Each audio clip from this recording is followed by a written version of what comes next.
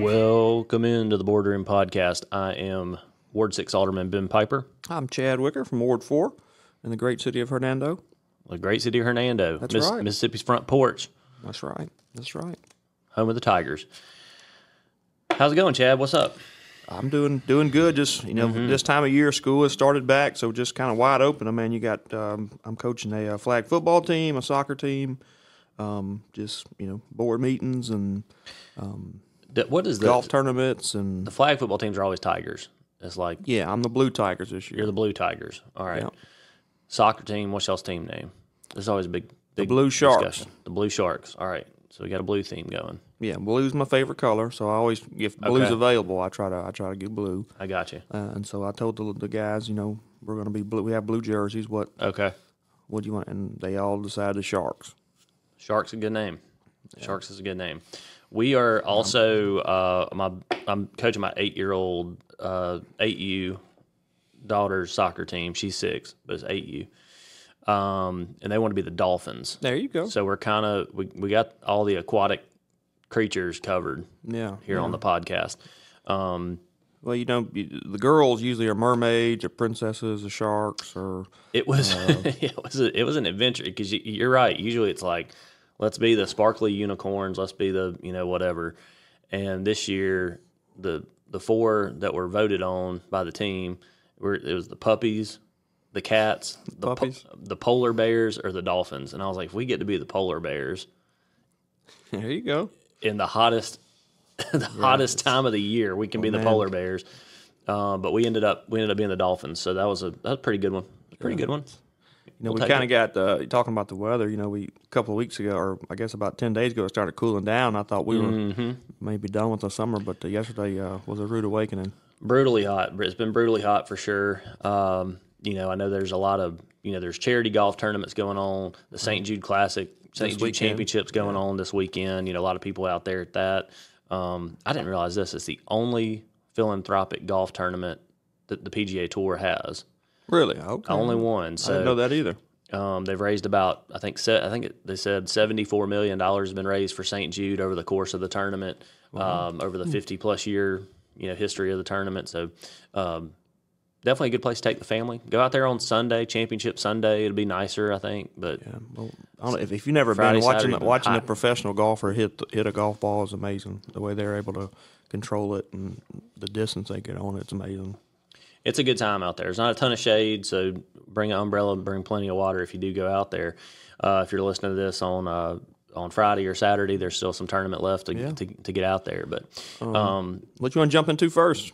Well, we got stuff going on with the city right now, and we are in the budget period. We're also in a period of time where there was something we voted on a while back to get an engineering firm to look at the road conditions in the city.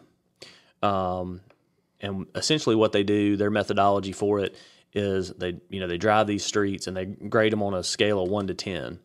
Now, a rating of 1, there was only one street that met this, and we're kind of not surprising here on this one, but it's McInville Road North where the high school is being built. The road's a complete, rebuild, completely needs to be reconstructed. It needs to go all the way down to the dirt and start over, more or less. It's going to cost a bunch of money. The good news with that is there are some funds that have already been secured through the Metropolitan Planning Organization to get that done here in the next year before that school opens up. That is what the mayor has committed to. The board's committed to that. So now we just got to make that happen. But that will be a big road project that'll cost about $3 million when it's all said and done. Right. But that's your only one rated road out there. There was a handful that were 2s.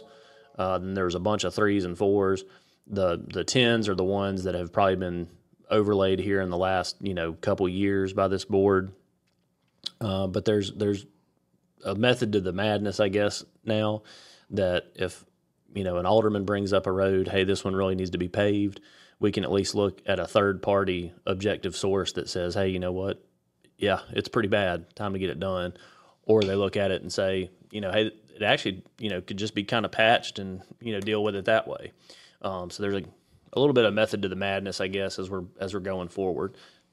The other thing with it is that you're able to say this one's done, highlight it, put the date beside it. Right. Now this one's done, and keep on rolling. Well, the idea, I think, Ben, is to have a plan going forward, because obviously it's very expensive to repair the roads. It is. And if you're just kind of cherry picking, and I'm not saying anybody's doing that, but if you're just cherry picking, so and so complained on this road, let's get it paved, and not having a methodology to really look at your road system, and then correct them as they're needed to be corrected, and then maintaining them once you pave them. I think from what I understand in this report, it's what, about $21 million to completely repair every road in the city of Hernando. Is that basically what it said? I think at the time they did the study, which is this summer, if we took every bit of their recommendations that are in this report, which would include crack sealing, which is basically that tar that they put on cracks to sort of extend the life of the road, it would cost between $21 and $22 million to get that done in one fiscal year. The entire budget for the city is about $32 million, so that's obviously not something that's going to happen. But I know that you and I think there's a couple other people on the board have pushed for more paving, pushed for more dollars for paving. I think when we first got in office, we used an old report that was about $1.2 million a year, would get us kind of caught up, over the course of 7 years. That's way out of the ballpark now. We need to be probably closer to $3 million a year or more to kind of get caught up over the life of how long these roads actually, how long they actually last. Because once they're paved, you should get about 15 years out of them. So, anyone that has had their road paved in the last, 15 years, there's going to be some ice and snow, and sometimes there might be a pothole here or there. But those are just little patch jobs. The actual life of the street should last about 15 years. And what's interesting about this report is it estimates that we need to be spending about $2.1 million a year just to maintain the roads we have. Making repairs and things like that. And I think in our budget last year we budgeted $3.5 million or something like that. Because we're trying to we're playing catch up. We're playing catch up. Yeah, exactly. And we've talked about this on the podcast before, and again, not trying to throw blame at somebody, but for years the city of Hernando, for fiscal reasons, just didn't have the money, I guess, or didn't make it a priority to pave the roads. And for a long period of time, 5 or 6 years, very little roads were paved, and so we're playing a real massive game of catch up. And we've spent record amount to do it. We're fortunate that there's been some funding open up through the Mississippi Infrastructure Improvement money, that basically the sales tax money, to try to do some catch up, but we still have a long way to go. And this is another step to try to get to a long-term, long-range plan to address our street infrastructure. Because that's a thing, Ben, that when we were campaigning, I know it's been 3 or 4 years ago now, that people always asked about. They wanted to know, what are you going to do about my roads? One of the things I always talked about during the campaign was potholes in parks. That's the things I heard a lot, and so I think we've done that, we've addressed that, but we still have a long way to go. And so I'm interested to see what the full board thinks about this report. We'll discuss it at the meeting on Tuesday, the 20th. And what do you think? Any other thoughts? I would just say, we drive a lot of the same roads that everybody else does, and the road that your house is on is the one that you travel on the most often. So usually people think that's the worst road in the city, and in some cases it is, but in most cases it's not. And so you really have to get out there a lot. And I know that Alderman Miller is really good about riding his ward at least once a week, if not twice a week. And that's kind of what the job is sometimes, is riding and looking to see where the problems are. But certainly we don't have eyes everywhere. So if you have, road concerns, let us know about them. I've told, folks in my area, here's the ones that are being proposed for the next year. And we just have to debate it out, and we have to, come together as a board and figure out what's the most important priority. And it's tough. It's tough because there's always going to be more need than there is resources. That's a constant for sure. Yeah, and I think we'll share this probably on the city website at some point, and you can see where your road ranks. I think we knew about a lot of these, roads.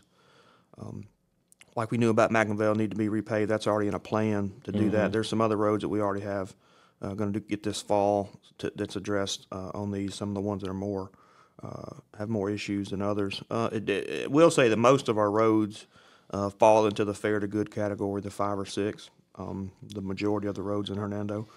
But like you said, people who run, the road outside their house is the one they're most worried about probably, and so it may have a pothole. And well, what I'll say is that if you just look at roads rated 1, 2, and 3, it's over $6 million. Yeah. So it will be very, very difficult for us to even get that lowest, quartile done because of, mainly because of the McIngvale issue. Yeah, and like you said, we need to be spending $2 million a year just to maintain.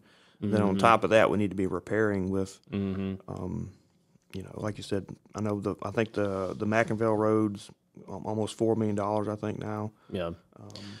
Well, not to shift things to national politics, but this is just a reality that people should know. If things nationally politically go towards the Democrat side. In the White House and in Congress or whatever else, who's to say inflation doesn't get worse? The diesel prices skyrocket because they have energy policies that don't, help that situation out. And that's what we saw the first year we were in office. Diesel prices skyrocketed when Joe Biden took office. That's just a reality. It's not political. It's facts. And that absolutely ate up our paving budget. So it got cut in half by soaring diesel prices, soaring asphalt and tar prices, and that has meant less streets getting paved, even though we've been able to maintain the same tax rate. Yeah, that's right. And I think another factor, too, I guess I ought to bring up is the city annexed, and this probably affects you, Ben, in a lot of areas whose roads were built to a different standard than some of the city roads. So a lot of the city roads are in pretty decent shape and have a good bed, but some of those areas that were annexed by the city were once county, and they never were kind of brought up to our code. And so as we repair them, it's more expensive because we have to bring them up to what our code is. So and a lot of times what that means too is that these are what Chad's referring to there is there's no curb and gutter, there's no sidewalk in some of these outlying areas of the city. So the streets just aren't in as good a shape. They don't last as long, and typically that's done by the developer when a subdivision is built or whatever. But that didn't take place, so now it's falling back onto the city, and so that's some more of the issues we're addressing. But that's the problem with a growing city, and it's good to annex when you can and can afford it. So we got a lot more to do.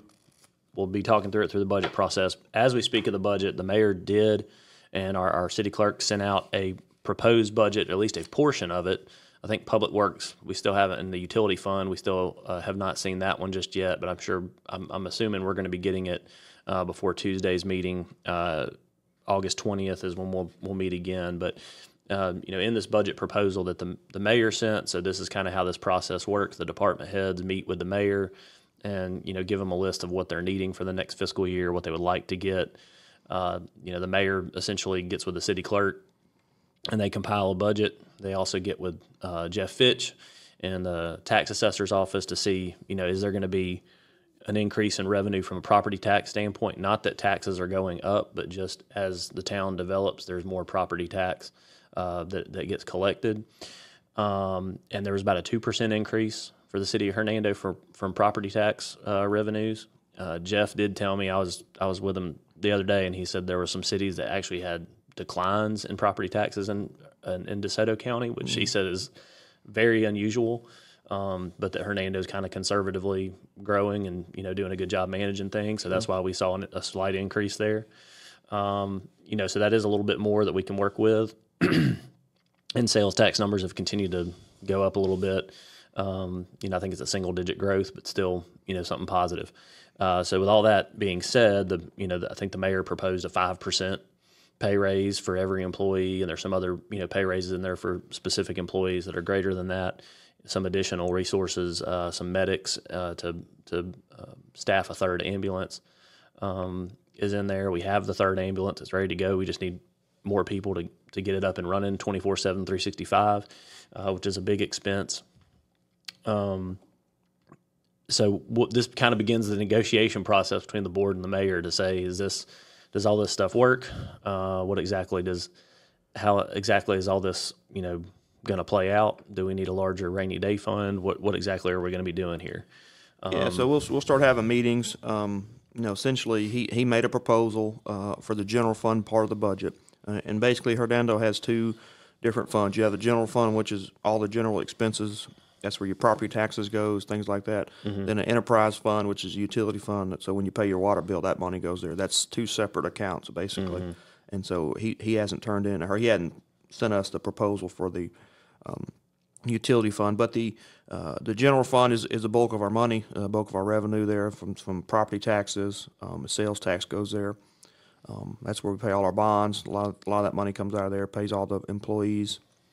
So again, he from what we've seen so far, just preliminarily a 5% pay raise across the board, which is something maybe we'll discuss, I'm sure, at the board meeting. And it's important for people to know too that 5% is to their base salary, right? But what it also affects is how much the city has to put into PERS and their retirement account. That number also gets affected because the base salary is being increased, right? Or their hourly rates being increased. So it's more than just that 5. And so I think that's where the board has pushed back in the past a little bit on that. I think last year the mayor proposed a 5% pay raise, and the board pushed back at 4. I think you and I threw out the idea of let's do 3, and we ended up at a 4. And maybe that plays out again this year. I don't know. We're just gonna have to wait and see what we can work out. But we're in this process. It's definitely an open and transparent process. But if you have more questions about the budget, I would definitely attend the meeting on Tuesday because I think we'll be discussing it quite a bit more. Yeah, it's probably going to be a long meeting. Again, I mean, it's the way I look at a budget, that's kind of like your, what you're interested in, what you're concerned with, your priorities are in your budget. So we've added, I think 7 or 8, 9 police officers since we've been on the board. Mm-hmm. School resource officers, firefighters, but we have to be careful we don't get a situation where we're spending. Our spending gets to where we're spending more than we're growing. So we're growing, sounds like at about a 2% rate right now. So we need to be careful. We do have some added expenses into this budget. We purchased the Hernando Civic Center from those 3 clubs. We also took out a bond to do some recreational park improvements at the soccer field. We did the lights, and then we're building a quad at the baseball at Renaissance Park. And we made some improvements at the baseball field now. So that's all things. That bond payment's now in the budget. We have to pay that out of there. So we just have to sit down and discuss it and see where everybody's priorities are. And the mayor has shared his, and the board.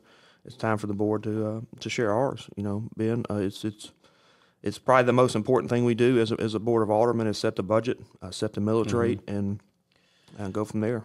Well, I'll give some background here real quick about because I definitely watch the budget pretty tight, right? And that's one of the things that you're tightwad. One of the things, yeah, sometimes, yeah, you can ask people who know me well, and they'll confirm that. But when So when I got out of school, I worked for a newspaper in South Mississippi covering some smaller towns down there, some smaller cities down there, and that was like my first big boy job out of college, right? And I was working as a news reporter down there.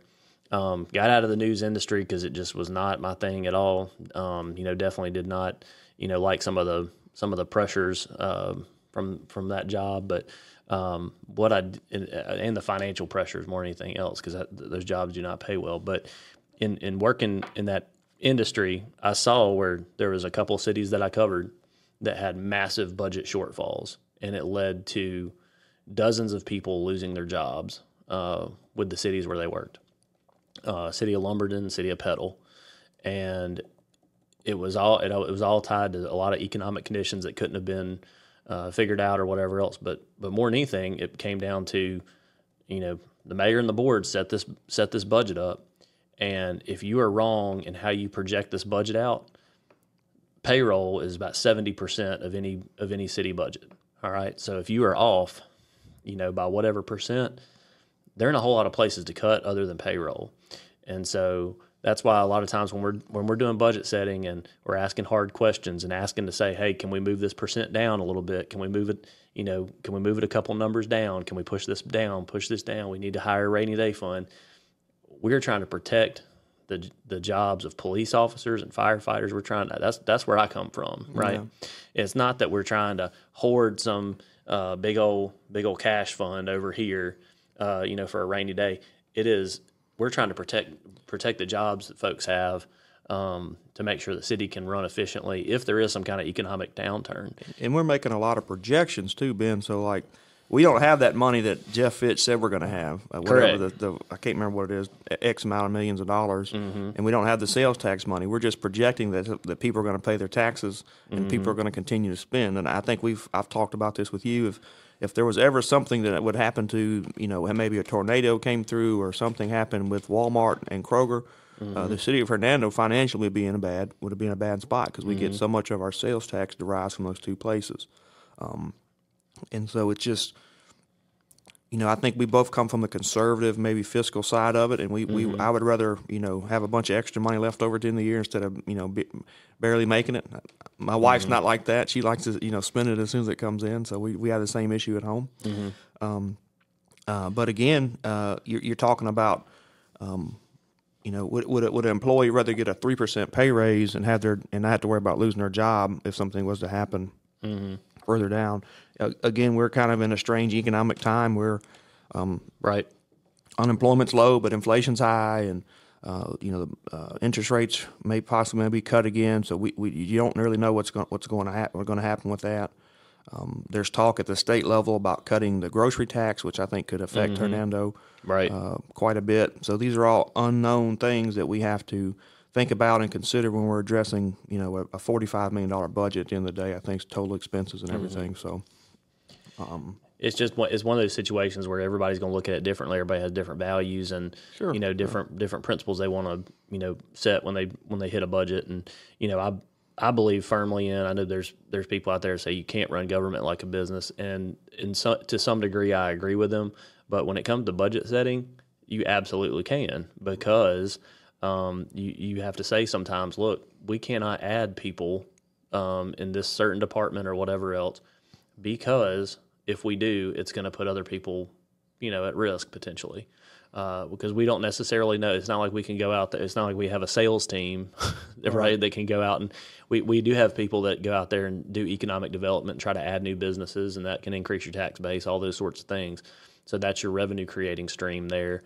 But the reality is that you can't just add positions every single year and not eventually have some issues if you're trying to grow too quickly.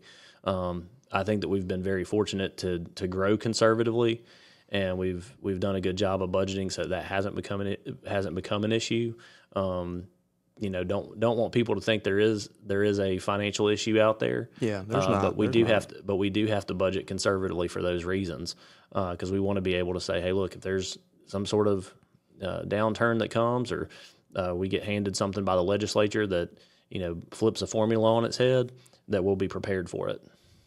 And that's all we're really trying to get to, I think. And I think the majority of the board agrees with that. Yeah, I mean, I think if it was up to us and we had all the money in the world, we would, we'd add as many police officers and firemen and public works people as we could and pay them $100,000. That's just not the reality of it. We have to make tough decisions. And the Mayor Johnson and the department heads, they understand that. They understand that it's not an unlimited bank account. So, and they make some tough decisions that we don't even probably know about, Ben. That's right. They do. They do. I'm sure when they sit down with their meetings, they're going, hey, we can't do that this year. And so what they do submit, I'm sure they've looked at it really hard, and that's what they think is the best thing. And then we have to take those decisions and then and go from there. And it's tough. Sometimes it gets what's the right word? Creative, I guess. That's right. Well, here's the situation. Here's the situation, is that it's sort of like with whether it's your kids or whatever relationship you're working in or whatever else. If you don't ask for something, you sure aren't going to get it. That's right. Right. That's right. So you might as well shoot for the moon and land on the stars, sort of situation, right? Yeah. So if you're the police chief in Hernando, Mississippi, or you're the fire chief or whatever public works director, ask for what you really truly believe you need or want or whatever it is, and then the mayor and the board figure it out from there. It's our job to say no. So that's part of the deal. If you're thinking about running for the board of aldermen or running for mayor one day, be ready to say no to a lot of people, because that's what we have to do a lot. People don't always necessarily hear that or see that, but it's a reality. Yeah, and to be honest though, this board has not said no a lot to increases in our public safety and other things. We've been like I said, been very fortunate. We came into office right when they did a reappraisal, so we got a pretty good little bump in sales tax and revenue. I think that second year we were there, and we've had some continued growth. So we've had some funds to do some things. I'm still, right. I know, and I think you're like this too, Ben. I know some Alderman Miller as well. We want to see that contingency fund continue to grow to get where it's recommended to be, and I think this does increase the contingency fund some. This budget that's been proposed. And I want to say last year we set some benchmarks for growing the contingency fund. Yeah. To try to get it, because the goal was to get it where we had a 3 to 6 month supply of revenue, essentially, to cover for a downturn or whatever it might be. And I would say we probably have about a 1 month contingency at this point. Yeah, that's right. Another thing that I would like to do, and I know I've spoken to some of the aldermen about this. I would like to see the budget adopted as a by line item, so the department heads can't just move money around without kind of letting us know. I don't think that's real popular with them or the mayor, but that's something I think would be good to kind of control our spending a little bit. But we'll see what happens. So we recommended that last year. I think it didn't go anywhere. I don't remember. But we got to just continue to negotiate it out, and I'm sure the mayor and the rest of the board will have more discussion on it on Tuesday. So definitely tune in. All our Board of Aldermen meetings are broadcast on YouTube, so you're able to check that out. Just search for City of Hernando, and it will pop up there. Our Planning Commission meetings are also on there. I think there's had a fairly short Planning Commission meeting this past week. You heard from my Planning Commissioner on that, and he said there was, it was pretty non-eventful. I think one of the main church there, the Compel Church on McInvale, he was saying that I guess they're going to expand into a nursery space or a daycare space that they're going to have. Is that the one with all the trees and stuff? Yeah, there's some trees around it still. There's still some trees around it, from what I understand. But there was a lot of trees taken out, unfortunately, that was a bad deal for the people that live beside it. I'll just be honest with you. It was that was unexpected. As someone that goes to church there fairly regularly, that was not something that was discussed that we knew about. But the previous board, I think, approved the plans for that church. I always recuse myself whenever our stuff's brought up, because I don't want to be impartial, but I think Compel's got plans for a daycare to go in there. That was a request they had in front of the Planning Commission, and it got tabled because I think there's concerns about how people are going to be able to get in and out of there with middle school and high school traffic, and how the HPD would handle that. So I think there's still some questions around that. So the Planning Commission will meet on that again at their next meeting in September. But the board will have a couple meetings before that. We have to get a budget passed by September 15th.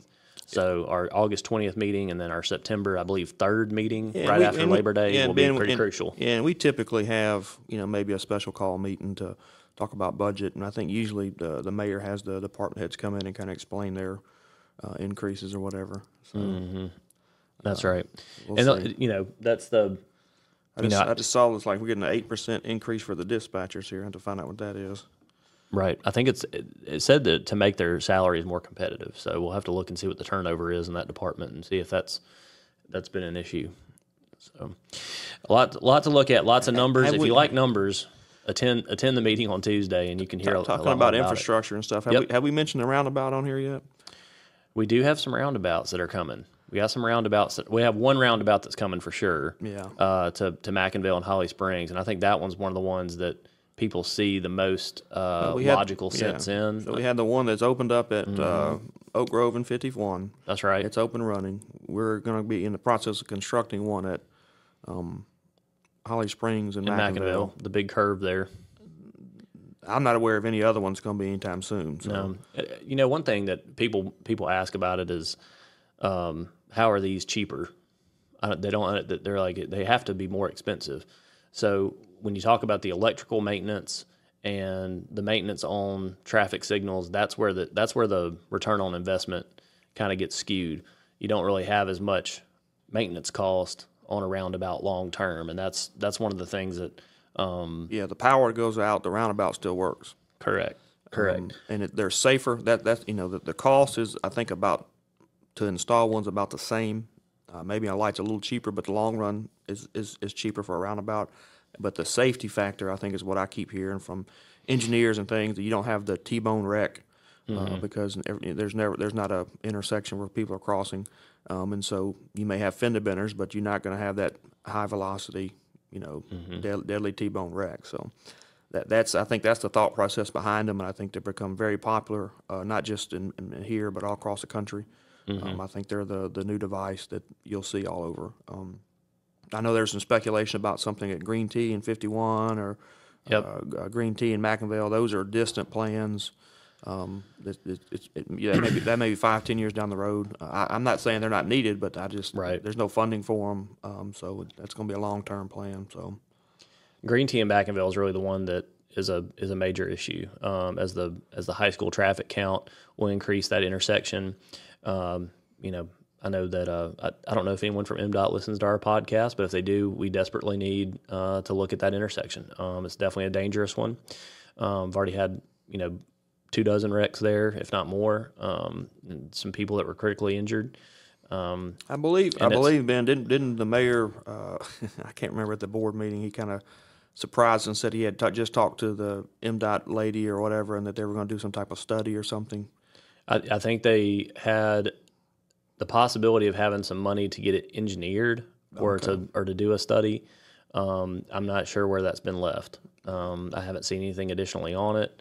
So we'll have to wait and see on that. But the traffic count should be able to be estimated with a high school that has up to this time next year it's going to be rolling and going. It'll be the real deal.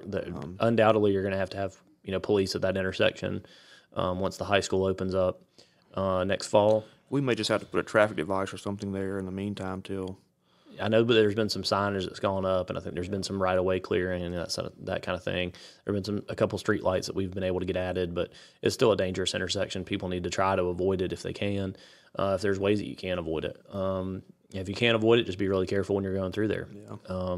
Speaking of the high school, next Friday, we probably won't have another podcast before next Friday. I can't ever get you to come, man. I know. I'm busy. I got stuff going on. Got too many jobs, I guess. I don't know. You got too many kids. That's what it is. Lots of kids. If you have 3 kids, you're choosing chaos, just so you know. So if you have 2, you're thinking about a third one, you're outnumbered. It's chaos. So high school football is getting started. That's right. Jamboree against Lake Cormorant in Hernando next Friday. Big shout out to the high school soccer team from last year. They'll be getting their state championship rings at the game. You want to turn out, show some support for the football team, but also for the soccer team that brought home a state championship. Definitely want to cheer on those boys as much as you can. Also, high school volleyball started. Volleyball team's off to a perfect start. They're going to be strong this year. Watch out for Hernando. They're going to be strong. Undefeated and rolling. So I think that had a win over South Haven, I believe, last night. Yeah. So they're just rolling right along. They've got undoubtedly some players that are going to get some region and state honors when it's all said and done. So that team's going to be really, really strong.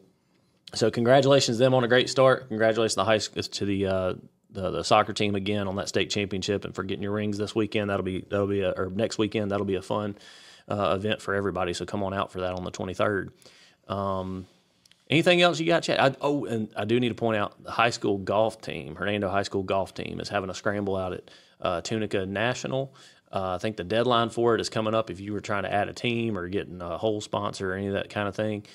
Kristen Owensby is the person you can reach out to that works at the Daily Kirk Law Firm. Yeah. Reach out to you her. can buy us a team? I don't think so. I don't know if I'm going to be able to do that now. Oof. Come on, that's big money now. No, I'm sure I'll be able to get out there. So gotta take a PTO day next Friday and make it work. So, but should be a fun time on the 23rd. So if you are able to check that out, holler at somebody on the golf team and get that going. But for now, till next time, I'm Ben Piper. I'm Chad Wicker. This is the Boardroom Podcast signing off.